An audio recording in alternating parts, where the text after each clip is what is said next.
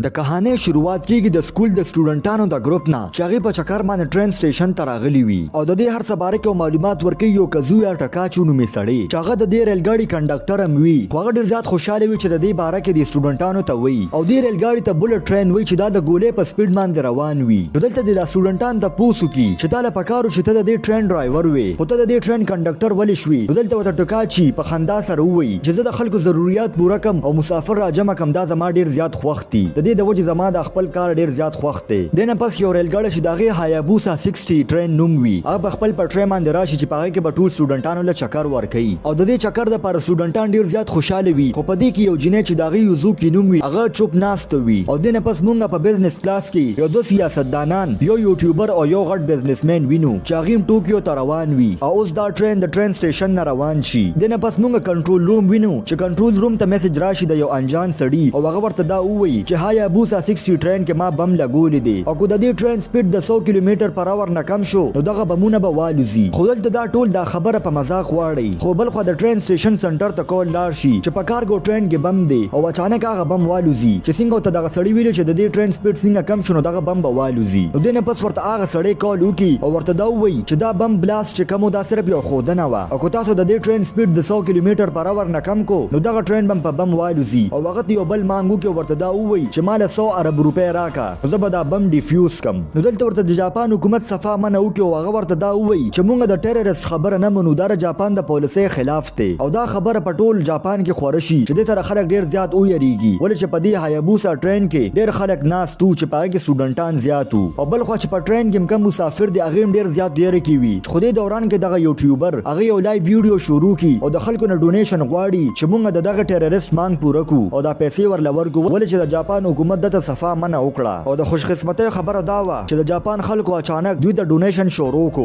او ډیر زر ډیر زیات پیسې جمع کړي او دا غ ډونیشن سکرین شاټ وباسي او په خپل اکاونټ یې شیر کړي او دینه پس په دې ټرین کې ټول مسافر یو بل سره خبرې شروع کی چې اخر دا بم لګول چا دی او هغه ته دا مو لګیدا چې دا بم چا لګول دی هغه به ضرور په دې ټرین کې وي نو د دې شک په یو سړی لاړ شي چې هغه ماسک اچولی وي ولې چې ټول مسافر ډیر زیات په یاره کیو او هغه ډیر خاموش ناستو چاړو صدا سي شوی نه دي او دینه پس موږ ته د دې سړی باره کې پته لګي چې د ایرکرافټ کمپنی وا چې د جهازونو او هلیکاپټر ټیکولې او موږ ته دام پته لګي چې د یو هلیکاپټر ټیک کړو خو د یو انسان د لاپرواهۍ د وجې دا هلیکاپټر کریش وشي چې په هغه هلیکاپټر کې ډیر سټوډنټان هم ناستو نو د دې د وجې د خلکو په زړه کې د لپاره ډیر زیات نفرت پیدا شو او د دې کمپنی ډیر غټ نقصان وکړو او چې په دغه ټرین کې دا سړی خلک او پیژني نو هغه ډیر زیات په غوسه کې شي او ډیر زیات وخی او دا بزنسمن د مخ کې نم پریشان وو خو دلته موږ هغه سیاستدان وینو چې په هغه باندې ډیر الزامات لګیدلو د دې د وجې هغه په دې ټرین کې د دې ځنتلا او هغه د لپاره ډیر خفه شي او دغه اچانک یو جنې راشي چې دا غي نوم یزو کی وی چې موږ د کہانی په سٹارټ کې د دې باره کې ویلو چې هغه بالکل چپ ناست و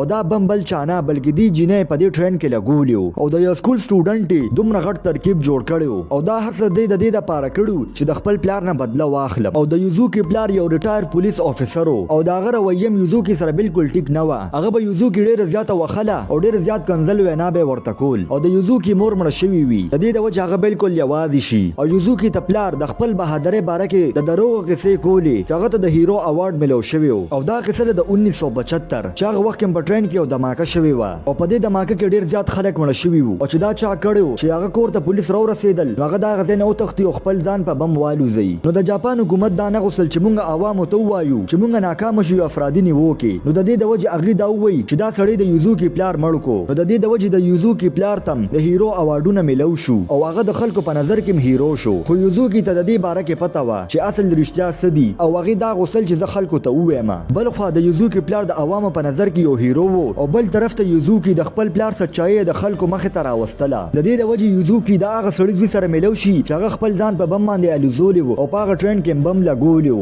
نو د حکومت نه د خپل پلار بدلی غشتلو د پر هغه سړی د دې په ترکیب کې شامل شي او هغه یو بم جوړ کی او د یوزو کې په مدد باندې دا بم دی په ټرین کې ولګي دنه پس یوزو کې په ټرین کې مسافر ته وایي او تاسو غواړئ چې بچ نو ما مړ کې ولې چې تاسو ما څنګه مړ کې نو دا بم ډیفیوز شي دا بم زما زړه سره کنیکټ دی چې زما زړه دړکني ودرېږي نو دا بم ډیفیوز شي او تاسو ټول به بچ شي خو دلته دې ټکا شي دا ورو هغه په ډیر زیات غوسه شي خو دغه په زړه کې د دې لپاره رحم پیدا شي او ورته سو نه وي او بل خو د ریسکیو اپریشن شروع شي هغه دا و چې په کم کمپارټمنټ کې بم نشته نو هغه د ټول مسافر راواړه او دوی زر خپل اپریشن شروع کی چې زر هغه ټول کسان کمپارټمنټ ته راواړي او د روان ټرین نه هغه کمپارټمنټ بیل کې چل هلته یو بلاست وشي خو سم د دې باغی کسانو جون په خطر کې دی او بل خو د دې خلکو بچکور د پاره په کنټرول روم کې یو سړی پلان جوړ کی چې د ټرین سره بل ټرین په یو ځای روان کو په یو سپیډ باندې چاغه سره د دې هایابوسا 60 ټرین نه د بل ټرین ته مسافر را واړو چې دې سره بل زر هغه سه هایابوسا ټرین راولي او هغه چې دوی سره د سپیډ یو شان کی نو داغه په منځ کې دوی یو پل جوړ کی چې داغه په مدد باندې دوی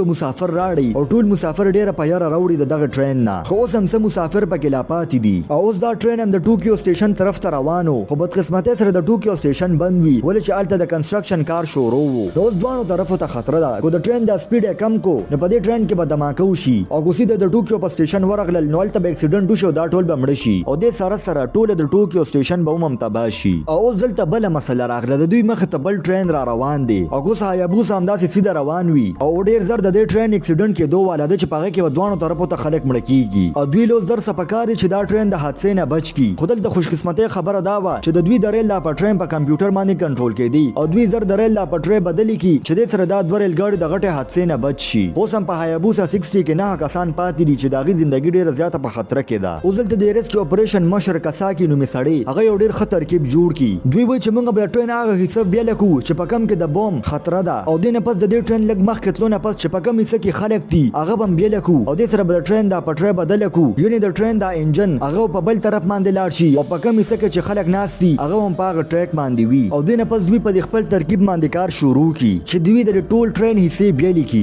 او د ټرین په حصہ کې چې کم خلک ناس او داغي ژوندۍ د خطر نه بهر شو ولې چې د ټرین سپیډ کم شي او هغه ټرین په خپل ځای ودرېږي او ټول مسافر بچ کی او بل طرف ته د ټرین هغه خالی سا داغي سپیډ کم کی چې هغه سره په دې ټرین کې یو زبردست دماکه وشي خو په دې ټرین کې جاني نقصان ونه شو او دینه پس پولیس هغه ځای ته راورسي د یوزو کې گرفتارولو د پاره نو دلته د پولیس ته پوسو کی چې تاسو څه پچتاوشتا یا ته د خپل صفای باره کې سویل غواړي خو یوزو کې ورلسه جواب ورنه کې هغه خپل لاسونه را مخ کې د هټکړې چولو د پاره او په دې کې یو اسسټنټ کنډکټر هغه ډیر زیات زخمی شوی وي چې هغه هسپتال ته ولېږي او بل خو ټکای چې دغه یوټیوبر د خلکو په نظر کې هیروګان شو چې هغه څنګه دا ټول حالات سنبال کړل د دې د وجې دوی د خلکو په نظر کې هیروګان شو او د سره دوی دا ټول خلک بچ کړل او د سره دا کہانی ختم شي کو تاسو دا کہانی خوښ شوی نو دا ویډیو در سره لایک کړئ او چینل در سره سبسکرایب کړئ